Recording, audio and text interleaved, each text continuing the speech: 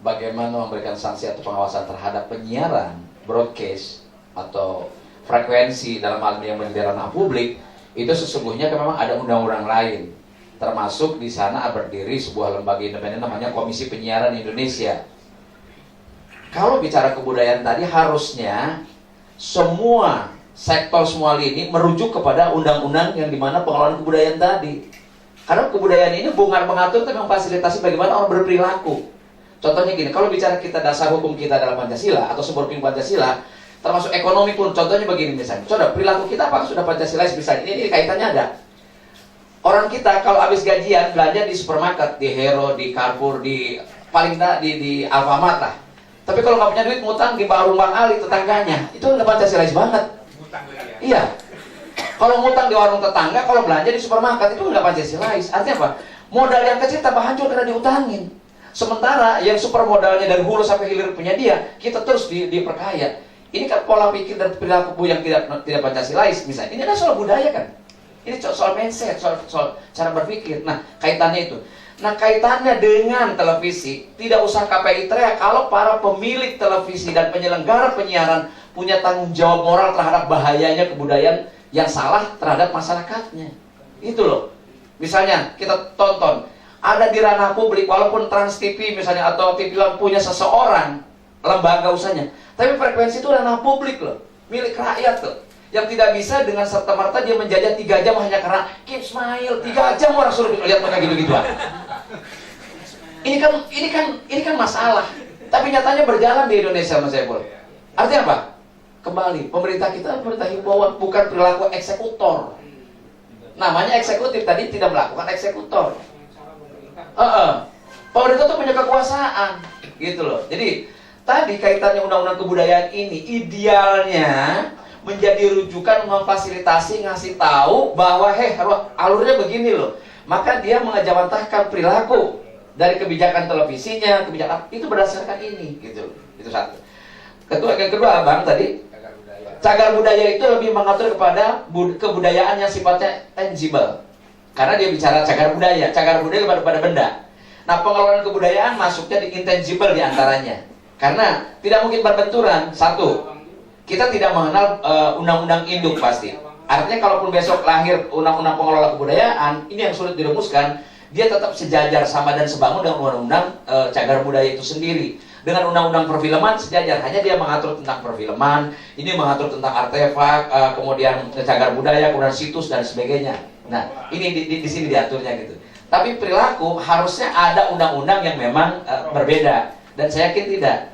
Kaitannya dengan pariwisata itu sesungguhnya harusnya bahwa pertama yang diutamakan yang diatur dalam Undang-Undang Nomor 11 itu adalah bagaimana konservasi, yaitu bagaimana melakukan pelestarian.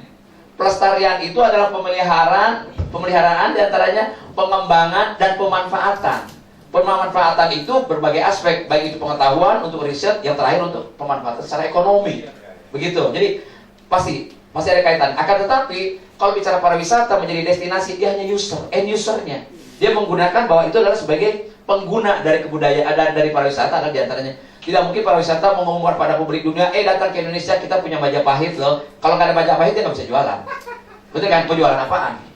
Kan kita nggak ada tali perut. Betul nggak? B. Nah, jadi ya ada yang tahu mungkin ya, saya nggak tahu. Itulah enaknya wartawan dengan kami. Kalau wartawan itu melanggar lalu lintas pun pers Pak, ada keliputan. Itu enaknya. Jadi Bung Jaka, besok saya tidak jadi anggota DPR, saya akan jadi wartawan. Minimal punya kartu pers. Ya, kalau 3-in-1 aja kita bisa jalan. Alasannya liputan, itu enak banget. Ada dua Bang, kartu pers atau kartu pers. Ya. Yang kedua saya nggak tahu. Minimal itulah. Ada apa? Liputan. Polisi sama wartawan takut. Wah, udah lewat. Itu enaknya. Jadi saya bilang tadi, karena kita punya destinasi, punya alam, punya apa, maka saya kira pariwisata tidak bisa akan jualan apa-apa. Gitu. Nah, kalau kita tidak punya kuliner sebagai produk kebudayaan, nggak bisa jualan apa-apa juga. Jadi dia harus berposisi menjadi end user sebagai fasilitator dari hidupnya destinasi ini. Tapi yang paling penting budaya ini adalah bagaimana mengkonservasi, melakukan pelestarian. Di antaranya pemeliharaan tadi, kemudian juga pengembangan, yang terakhir pemanfaatan. Pemanfaatan ini sangat akan berguna bagi publik, baik itu ilmu pengetahuan, riset, kemudian juga apa? Bagaimana membangun sejarah peradaban yang masuk pada mindset anak-anak berikutnya. Sejarah ini besar loh, bangsa ini besar. Dari mana dia tahu? Kurikulum sejarah nggak ada. Betul nggak, Be? Gitu. Kalau kita dulu walaupun hanya textbook tadi bahwa perang di Ponorogo 1925 sampai dengan 1930. Iya. 1825 sampai 1830 ya, pada maghrib lah ya. Jadi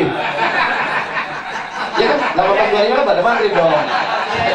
Iya, Be? Iya. Kalau soal lucu kita mesti kalah sama semua. Kan bisa gitu loh.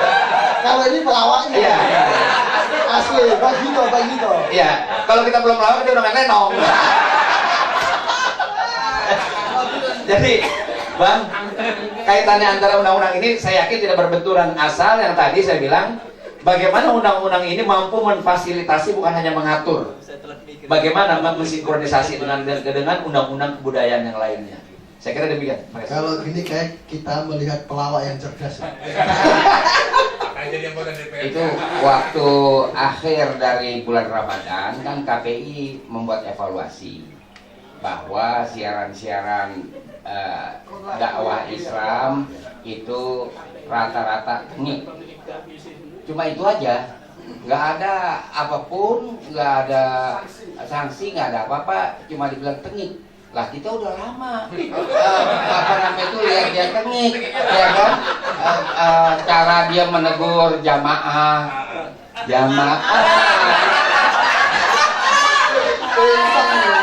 apa begitu ngajak orang ke surga?